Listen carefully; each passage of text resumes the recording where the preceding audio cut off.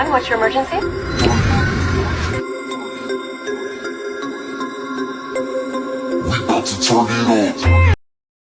Na madrugada de julho de 1996, a polícia encontrou um corpo em um estacionamento vazio de Knoxville. Ao redor dele, algo chamou a atenção imediatamente. Cédulas de dinheiro estavam espalhadas pelo chão, misturadas com moedas e documentos pessoais. Não parecia cena de roubo. Nada havia sido levado. O homem morto era Blair Adams, um canadense que havia cruzado fronteiras poucos dias antes. O detalhe mais estranho era que ele parecia ter fugido de algo. Amigos disseram que Blair estava assustado, convencido de que alguém queria matá-lo. Ainda assim, ele terminou sozinho em uma cidade onde quase ninguém o conhecia. E ali surge a primeira pergunta que mudaria tudo. Se ele temia tanto pela própria vida, por que acabou exatamente onde não tinha proteção alguma? Blair Adams vivia em Surrey e levava uma vida relativamente comum. Trabalhava, tinha amigos próximos e era visto como alguém tranquilo.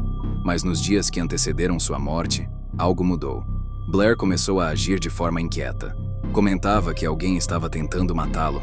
Tentou atravessar a fronteira para os Estados Unidos algumas vezes, mas foi barrado inicialmente por causa de dinheiro e documentos.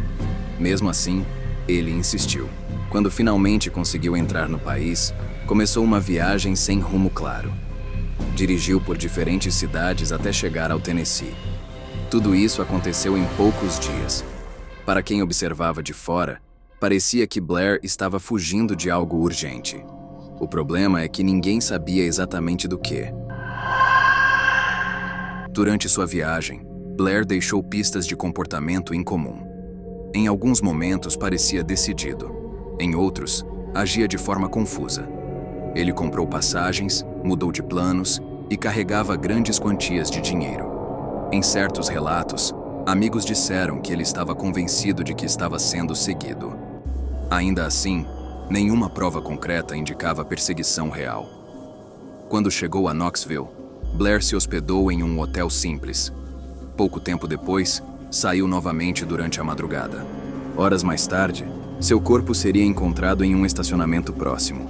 A cena parecia contraditória. Dinheiro espalhado, mas nada roubado. Um homem que dizia estar sendo caçado, mas que terminou sozinho em um local aberto. Essa combinação de fatores começou a intrigar investigadores desde o início. No começo da investigação, autoridades analisaram o caso como um possível crime isolado ocorrido durante a madrugada. O corpo de Blair apresentava sinais de defesa e indícios de agressão sexual. Junto a isso, em decorrência de um golpe violento, seu estômago foi rompido, gerando uma sepse e causando sua morte. A teoria inicial considerava que Blair poderia ter se envolvido em algum conflito com desconhecidos. A presença do dinheiro espalhado poderia indicar uma luta ou uma tentativa de roubo interrompida. Para muitos observadores, essa hipótese parecia razoável. Crimes noturnos em áreas pouco movimentadas não eram impossíveis. A imprensa local tratou o caso como um mistério, mas sem grandes expectativas de solução rápida. O público enxergava a história como mais um episódio trágico de violência urbana. Ainda assim, algumas perguntas permaneciam sem resposta, e uma delas começaria a incomodar cada vez mais os investigadores. A cena do crime apresentava algo difícil de ignorar. Quando alguém é atacado durante um roubo, normalmente o agressor leva dinheiro ou objetos de valor. No caso de Blair, o dinheiro permaneceu no chão.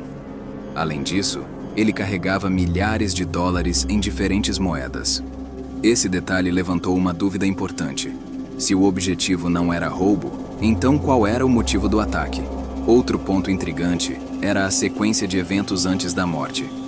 Blair parecia ter viajado centenas de quilômetros acreditando que sua vida estava em perigo. Mesmo assim, nenhuma ligação clara entre essa fuga e o crime foi encontrada. Aos poucos, investigadores começaram a perceber que a narrativa inicial talvez estivesse simplificando algo muito mais complexo. Como acontece em muitos casos, a investigação inicial precisou lidar com tempo limitado e pressão por respostas. Isso levou a uma interpretação rápida dos fatos. A ideia de um crime ocasional se encaixava facilmente na cena encontrada. Porém, ao adotar essa explicação cedo demais, Outras possibilidades receberam menos atenção. Informações sobre o comportamento de Blair antes da viagem poderiam ter sido analisadas com mais profundidade. O medo que ele demonstrava talvez estivesse ligado a algo específico. Mas naquele momento, a investigação seguiu o caminho que parecia mais provável. Anos depois, alguns analistas apontariam que esse enquadramento inicial pode ter limitado outras linhas de investigação. E é aqui que o caso começa a ganhar novas perguntas.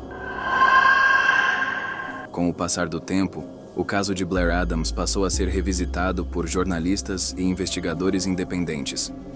Muitos voltaram à mesma pergunta: do que exatamente Blair estava fugindo? Amigos insistiam que o medo dele parecia real. Alguns acreditavam que ele poderia ter se envolvido em algum tipo de problema antes de deixar o Canadá. Outros sugeriam que ele estava enfrentando um estado psicológico intenso de paranoia. Nenhuma dessas hipóteses foi comprovada de forma definitiva. O fato é que Blair atravessou fronteiras, carregou grandes quantias de dinheiro e terminou morto em uma cidade distante. E quanto mais os detalhes eram analisados, mais difícil ficava encaixar a história em uma única explicação. Investigações posteriores tentaram reconstruir os últimos passos de Blair com mais precisão. Cada movimento foi analisado: hotéis, estradas percorridas, registros de compras.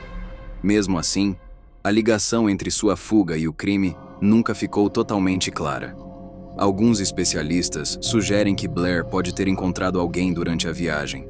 Outros acreditam que o encontro fatal aconteceu por acaso. O problema é que as evidências disponíveis não apontam para uma única direção.